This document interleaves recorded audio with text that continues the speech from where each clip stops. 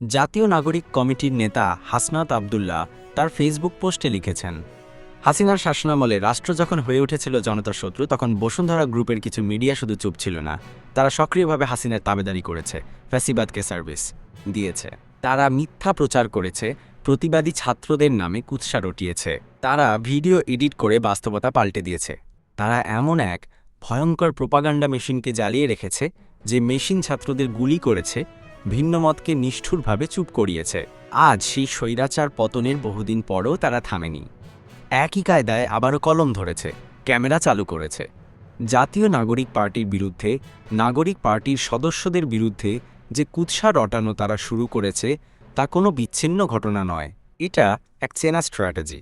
উদ্দেশ্য স্পষ্ট, যারা পরিবর্তন আনতে চায় তাদের বিরুদ্ধে মিথ্যা ছড়িয়ে কর্পোরেট স্বার্থ রক্ষা করা। এটা সাংবাদিকতা নয়, এটা ডার্ক অপারেশন, মিথ্যা আর বিভ্রান্তি ছড়িয়ে জনগণকে ঠকানোর অপারেশন। আমরা মিডিয়ার স্বাধীনতায় বিশ্বাস করি। সেই স্বাধীনতা মানে দায়িত্ব, সত্যের প্রতি দায়, জনগণের প্রতি জবাবদিহিতা। যখন বড় কর্পোরেট মিডিয়া ভুল তথ্য ছড়িয়ে জনমতকে বিষিয়ে তোলে, ওপিনিয়ন ম্যানুফ্যাকচার করার চেষ্টা করে, তখন ক্ষতি শুধু একটি দলের নয়, ক্ষতি গোটা গণতন্ত্রের।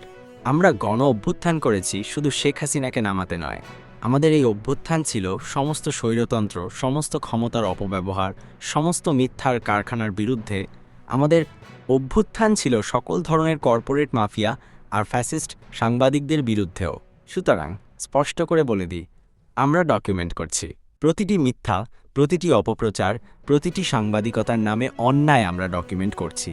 যদি এই মিডিয়া হাউসগুলো সংবাদপত্র না হয়ে ফ্যাসিবাদ ফিরিয়ে আনার রাজনৈতিক অস্ত্র হয়ে থাকে, তাহলে তাদের জবাবদিহির মুখোমুখি হতেই হবে।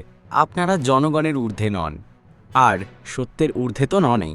জীবন থাকতে বাংলার মাটিতে ফ্যাসিবাদের কোনো ধরনের পুনর্বাসনই আমরা হতে দিব না। এই বিবৃতির মূল বিষয়বস্তু সম্পর্কে আপনার কোনো প্রশ্ন আছে কি?